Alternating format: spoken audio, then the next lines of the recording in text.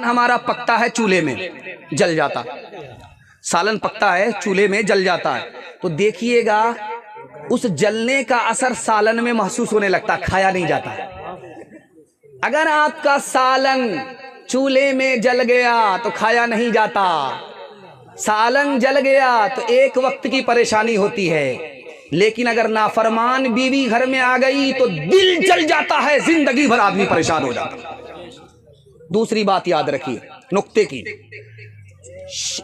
पत्थर मारा गया, शीशा टूट गया, सांस निकल करके आई, इतना कीमती शीशा कैसे टूट गया? बेटा निकल करके आया, तेरी नालायक बहू ने पत्थर मारा है, शीशा टूट गया। तो बहू निकल करके आई, कसूर तुम्हारा है, इल्जाम मेरे सर पर दे रहे हो, मैंने शीशे पर पत्थर नहीं मारा था, पत्थर तुम्हारे ऊपर जलाया था, तुम पत्थर खा जाते शीशा बच जाता। तीसरा नमूना आपकी खिदमत में लेकर के आ रहा हूं। एक आदमी शायर के पास आया, हम शायरी सीखना चाहते हैं। कहा शायरी सीखना बिल्कुल आसान है। कहा कि कैसे? जल्दी जल्दी बताइए। कहा बिल्कुल आसान है, किसी नाफरमान औरत से निकाह कर लो, उसकी नाफरमानी तुमको खुद ब खुद शायर बना देगी। चौथा नमूना आपकी खिदमत में लेकर के आ रहा हूं, बहुत ध्यान से सुनिएगा।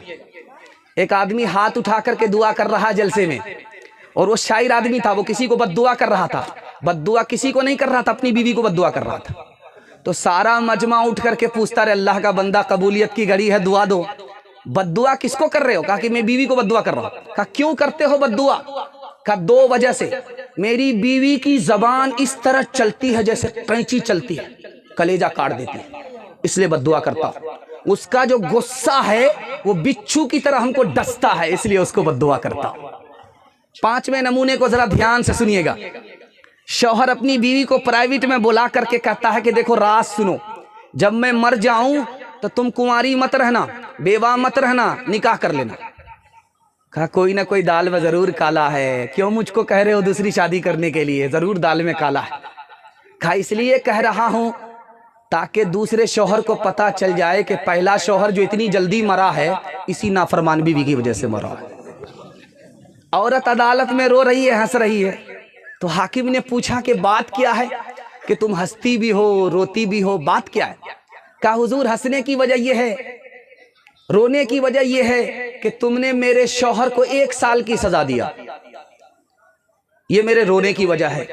जैसे ही तुमने फैसला सुनाया कि इसके शौहर को 1 साल की सजा नहीं 3 साल की सजा सुनाई जाती है, तो मैंने हंसना शुरू किया, अच्छा हुआ जल्ले तू जलाल तू, इस बला को टाल तू। आखिरी 2 मिसाल पर पैगाम खत्म कर रहा हूं, बहुत ध्यान से सुनिएगा। सिडनी के डॉक्टर हैं लाजिन्स, उसने कहा 48% मर्द पागल होते हैं नाफरमान बीवी की वजह से। जापान में 52% मर्दों ने कहा कि मैं मर्द होने पर खुश नहीं हूं। तो उनसे पूछा, रे अल्लाह का बंदा, मर्द हो औरत नहीं हो, तुमको तो फख्र से सर ऊंचा होना चाहिए, करना चाहिए। कहा नहीं, मैं औरत होता तो अच्छा होता। कहा कि वो कैसे? कहा कि पहली तारीख में तनख्वाह की मालिक मेरी बीवी हो जाती है, मैं कंगाल हो जाता हूं, वो माला माल हो जाती है। इंशाअल्लाह माँ बाप को खर्चा बीवी से पूछ करके देंगे। बिल्कुल सही जा रहा, हाथ उठा दीजिए। मर्द हाकिम था कभी औरत पे, लेकिन आज कल बीवी घर की मालिका है और मियां मजदूर है। कोई इस दौर में है मौलवी, कोई मिनिस्टर है, कोई बीवी का शौहर है, कोई बीवी का नौकर है, कोई बीवी का शौहर है, कोई बीवी का नौकर है। हुए मातहत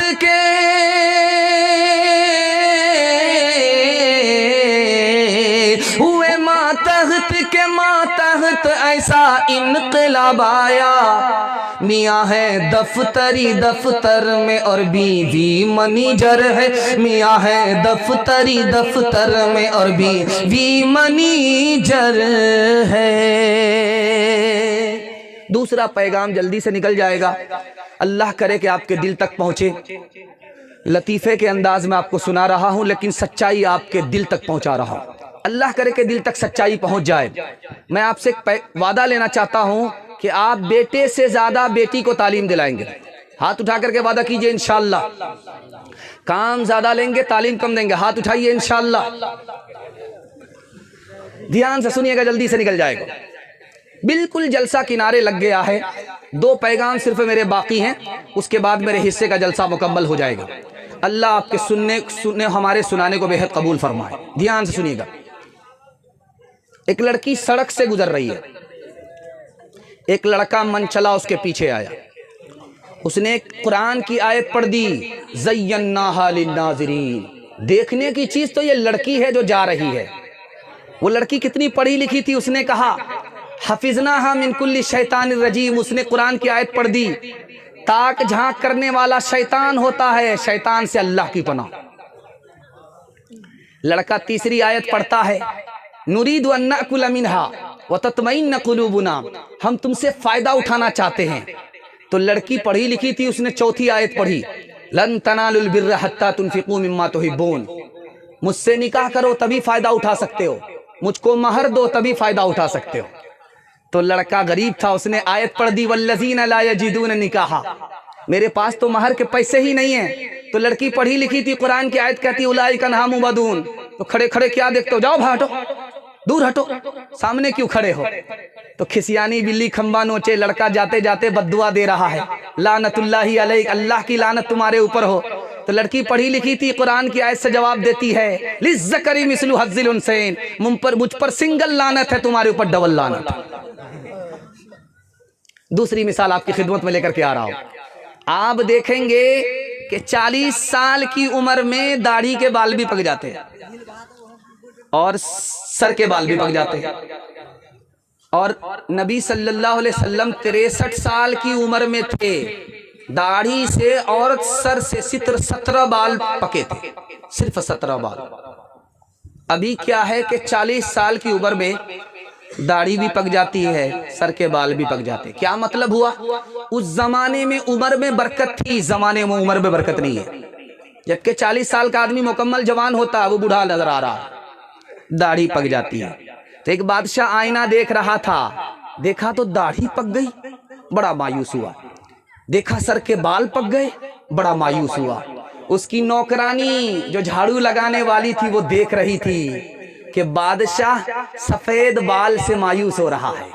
वो करीब आई, कहा हुजूर मैं आपको दुआ देती हूँ, आपकी उम्र इतनी लंबी हो, इतनी लंबी हो, इतनी लंबी हो कि आप बूढ़ा होते हुए बेटा को भी देखें, पोता को भी देखें। आपको सफेद बाल से मायूस होने की जरूरत नहीं है, इसने आपके हुस्न जमाल में इजाफा कर दिया।